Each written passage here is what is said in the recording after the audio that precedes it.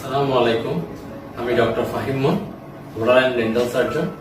Dental ভিউর পক্ষ থেকে সবাইকে জানাচ্ছি শুভেচ্ছা। আজকে ভিডিওতে আমি মূলত বলবো দাঁতের বেশ কিছু ট্রিটমেন্ট সম্পর্কে। ঠিক আছে, আমরা দাঁতের কোন পর্যায়ে গেলে আমরা কেমন ট্রিটমেন্ট করব, কি ধরনের ট্রিটমেন্ট হবে। আমরা অনেকেই হয়তো বা ট্রিটমেন্টের নাম সম্পর্কে জানি না। দাঁতের চিকিৎসার ক্ষেত্রে অনেক সময় কিছু কিছু নাম, দাঁতের ট্রিটমেন্টের নাম অনেকে কাছে অপরিচিত। তো বেসিক্যালি দাঁতের ট্রিটমেন্ট সম্পর্কে জানানোটাই হচ্ছে যে ভিডিওর মূল উদ্দেশ্য। দাঁতে মূলত 3 ধরনের স্টেজ থাকে: এনামেল, ডেন্টিন এবং পাল্প। এনামেলটা হচ্ছে দাঁতের সবথেকে উপরের অংশটি। দাঁতে যখন ক্যারিজ হয় তখন আস্তে আস্তে দেখা যায় দাঁতের ক্যাভিটিটা আস্তে আস্তে বড় হতে থাকে। দেন ক্যাভিটিটা যখন এক পর্যায়ে বড় হতে হতে যখন সেটা ডেন্টিন পর্যায়ে চলে যায়, ডেন্টিনের স্টেজে চলে যায়, তখনই দাঁতে আমরা শিনশিন একটা ভাব, একটা শিরশির করার ভাব অনুভব করতে থাকি। তো এরপরেও এই ডেন্টিন পর্যায়ে যখন ক্যারিজটা চলে যায় বা ক্যাভিটিটা যখন ডেন্টিনে থাকে, তখন ফিলিং বা বিভিন্ন ধরনের light cure composite filling, glass enamel filling, এই ফিলিং গুলো করে দাঁতের ব্যথা সম্পূর্ণভাবে সারানো সম্ভব।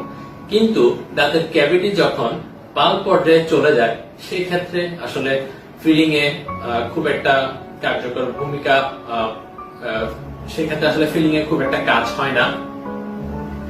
অনেক ক্ষেত্রে ডিপ ক্যারিজ হইলেও আমরা বিভিন্ন ধরনের লাইনিং ম্যাটেরিয়াল ব্যবহার করে থাকি, দেন লাইনিং ম্যাটেরিয়াল ব্যবহার করে আমরা ফিলিং করে থাকি। কিন্তু যখন দাঁত যখন খুব বেশি ক্যাভিটি যখন অনেক বড় হয়ে যায় বা দাঁতের ক্যারিজ যখন পাল্প পর্যায়ে চলে যায়, তখন আসলে মূলত রুট ক্যানালটা করতে হয়।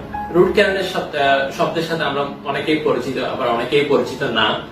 অনেকে আমাকে মেসেজে, ইনবক্সে জানতে চেয়েছে, ভাই রুট ক্যানাল কি জিনিস। তো আসলে রুট ক্যানালটা সম্পর্কে আসলে আমাদেরকে বিস্তারিত জানা উচিত। রুট ক্যানালটা হলো দাঁতের ব্যথা সম্পূর্ণভাবে দূর করার একটি প্রক্রিয়া। রুট ক্যানাল ট্রিটমেন্টের মাধ্যমে দাঁতকে দাঁতের পজিশনে রেখে আমরা ট্রিটমেন্ট করে থাকি। এই ক্ষেত্রে রুট ক্যানাল ট্রিটমেন্টের মাধ্যমে দাঁতকে সম্পূর্ণভাবে সারিয়ে তোলা সম্ভব। রুট ক্যানাল ট্রিটমেন্টে সাধারণত 3 থেকে 4 ভিজিটের প্রয়োজন হয়, অর্থাৎ 3 থেকে 4 বার আসা প্রয়োজন হয় একটি দাঁতের রুট ক্যানাল কমপ্লিট করতে। আমরা মূলত রুট ক্যানালটা আমরা কয়েকটি স্টেজে ভাগ করে নিই।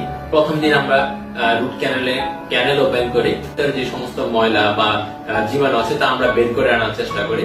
এরপরে হচ্ছে এবং দাঁতে রুট ক্যানাল প্রিপারেশন করা হয়। দ্বিতীয় ভিজিটে মূলত সেই ক্যানাল গুলা একটা নির্দিষ্ট লেন্থ পর্যন্ত ওয়াইড করা হয়, ভিতরে ইনফেক্টেড জিনিসগুলা বের করে আনা হয়, ড্রেসিং করা হয়। এবং তৃতীয় দিনের দিন দাঁতে ফিলার এবং সিলার ম্যাটেরিয়াল ইনক্লুড করে দাঁতের রুট ক্যানালটা উপরে কমপ্লিট করা হয়। এবং রুট ক্যানাল কমপ্লিট করে পার্মানেন্ট ফিলিং হিসেবে আমরা কম্পোজিট ফিলিং ব্যবহার করে থাকি। এবং এভাবে দাঁতটিকে আস্তে আস্তে ধীরে ধীরে সুস্থ করে তোলা সম্ভব। দাঁতের ক্যাপ বা ক্রাউন কথাটি রুট ক্যানাল ট্রিটমেন্টের পরপরে উঠে আসে।